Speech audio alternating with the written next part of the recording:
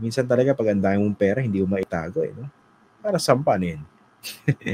I-display mo sa bahay, tititigan mo araw-araw. Baka may gumagawa nun, di ba? Pero kaya ka nga nagkakamalan sang katutak na pera para gastahin mo at i-enjoy mo. Siyempre, aalingasaw yun. Makikita yun at makikita. Ang tanong, hahanapin ba talaga ng kinauukulan at talagang pananagutin ba itong mga walang hiyang ito? Okay. Alam nyo, mabuti nangyayari ngayon dahil talaga nakatutok po tayo dito sa korupsyon at na-expose po itong mga ang kakapal na mukhang mga nakikinabang dito po sa mga nakaw, di ba? Pero po natin kalimutan, no? Huwag po nating i-politicize itong issue na ito. Kasi minsan napapansin ko, medyo nakalimutan na impeachment, dito na nakatutok. Alam niyo yung issue ng impeachment, isa po sa mga articles of impeachment, actually may kinalaman po sa corruption hindi po ba? So, let's be consistent, no? Panagutin po natin lahat yan. Huwag po natin isipin na, nagsiswing na yung pendulum, no? Kumbaga weather lang yan. Dapat po sa pagpapanagot doon po sa mga nagnanakaw sa kaban ng bayan. Dapat hindi po weather. Kaya ito po yung matinding pressure para dito kay President Marcos. No? Kung talagang seryoso siya, nalinisin itong problemang ito sa corruption, sa flood control at saka iba't ibang infrastructure projects. Hindi pwedeng pasample-sample lang. No? Don't get me wrong, no? Ako po, sinusuportahan ko itong kanyang pinupush. Pero I hope talagang tindigan niya at gawin ng tama para siguradong may mapanagot at higit sa lahat, yung sistema po kahit papano maayos para sa susunod. Hindi, at least mahihirapan itong mga magnanakaw na ito na magnakaw sa kaban ng bayan. Ako, nabibuisit ako talaga rin sa mga politikong bida-bida, no? Yung mga nandyan sa Kongreso, mga nandyan sa Senado.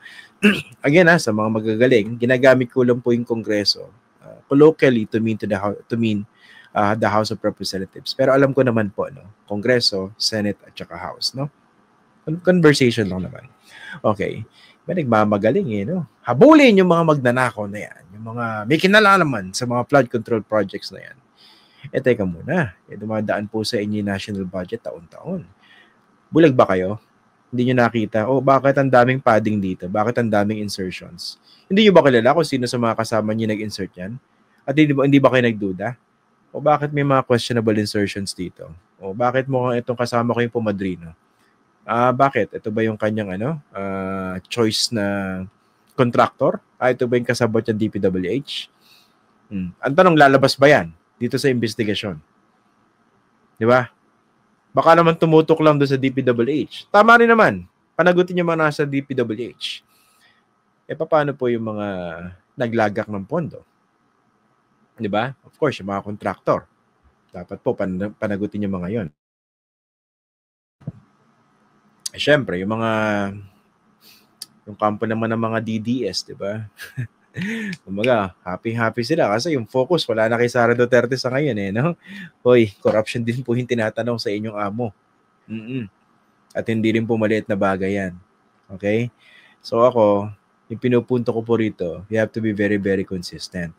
And of course, in the case of President Marcos, again, I fully support itong kanyang kilos para panagutin itong mga mandarambong. Pero baka naman, Mr. President, mas maganda kung magpapakita po kayo ng mabuting ehemplo. Diba? Total, pondo po pinag-uusapan natin dito. Baka pwede pong bayaran nyo na rin po yung inyong estate tax. No? Kasi malaking halaga rin po yun at malaking tulong po yun para sa ating mga kababayan. Maganda, madala po yun sa mga social services, hindi po ba? So, good move po yun. Hindi po ba? Kung babayaran nyo na po yung inyong estate tax. Oo. Okay? Ang daming dapat ayusin sa totoo lang, no? Pati po yung corruption sa media, 'di ba? Kaya ako nagsasalita ako. Ako naman hindi alam niyo naman 'di ba, sa mga viewers natin. Hindi naman po ngayon lang po ako nagsalita dito sa corruption sa media at mga questionable practices. Matagal na po, no? Pero talagang diring-diri na ako dito sa kawalang-hiyaan ng ilan po sa mga colleagues natin sa media, no? Dami dito, kakapal ng mukha, no? Kanina lang may ka-chat ako na taga-industriya. Nire-reveal sa akin yung racket nitong si Toot, tsaka si Toot. Sabi ko, ang nasabi ko na lang, hindi na ako nagulat pero ang kapal ng mukha ng mga yan. tama yung ano, no, yung isa rin sa mga pinunto ni Mayor Vico Soto. No? Yung corruption talaga, ano yan eh. It pollutes, it infects practically all facets of Philippine life, no? All institutions. Hindi naman po sa sinasabi ko na, okay, matindi corruption sa media, pero hindi ko naman sinasabi na hindi na makapaglilinis ang media, no? O magagawa yung trabaho niya. Magagawa pa rin po ng media yung kanyang trabaho. Pero sa akin lang, no? That's why I'm very vocal about this. Para mas maganda naman yung ating advokasya. Para naman, pa nag-call out tayo ng corruption in government, hindi tayo masyadong mapupulaan. Sabihin, kayo nga dyan sa media corrupt di ba? Isa talagang nanggigigil ako sa ibang mga colleagues natin, yung mga sikat na mga personalities, no? O baka isipin nyo, tinutukoy ko sa ganito, no? Meron ako yung someone else in mind, no? Kasi lately, merong nagmamalinis, nagmamalinis, nagbibida-bida. Sumasakay sa issue. Ewan ko na lang kung masasabi niya na yung kanyang career is built on integrity and honesty. In due time, lalabas din po yan. Hindi ko tinutukoy yung mga iniisip nyo, baka hinuhulaan nyo si ano na naman yung pinatutungkalong ko. Hindi po. Nakakagigil. Kakapal ang mga muka. Tulad na sinabi ko rin sa komentaryo ko a few days ago. Sabi ko, alam nyo, I make a distinction between yung alam niyo yung yung talagang kakarampot na sweldo na nasa media na napipilitang tumanggap ng mga abot-abot after press con, di ba? Bibigyan ng 500 o 1,000, pamasahe, pambili ng load. Hindi ko siya kinukondo, no? Talagang corruption po yung practice na yun. Pero mas tinututukan ko yung mga sikat na, alam niyo ba yun? Yung mga celebrity na nga Pag inisip nyo, celebrity journalist na nga. Tapos gumagawa pa ng pera na hindi naman galing doon sa legitimate na pagiging periodista o pagiging journalist. Alam niyo yun? Meron akong hinahanda sa inyong separate video about this. Nakakabuisit. Hindi sila. Meron ba? Iba yung tinutukoy ko. Kayo talaga.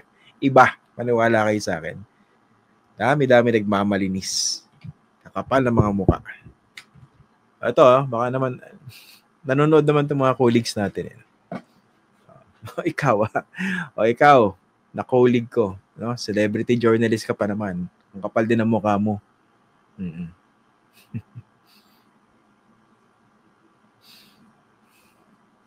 Siyempre, of course, pag corrupt ka, gumagawa ka ng questionable practices,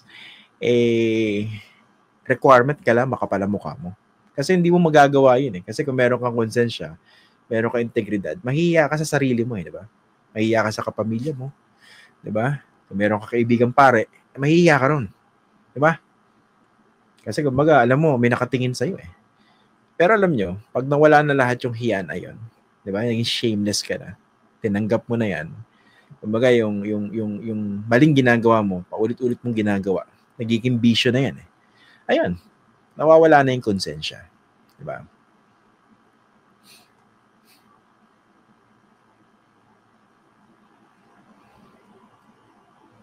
Nagbabasa ako ng comment. Marami pa. Napakarami. Pero di hamak na mas maraming matitiro. Maniwala kayo sa akin. Nababasa niyo yung mga byline nila. Hindi sila kasi sikat ng iba. Talagang kumikita po sila ng marangal. Mas marami po sila. Di hamak.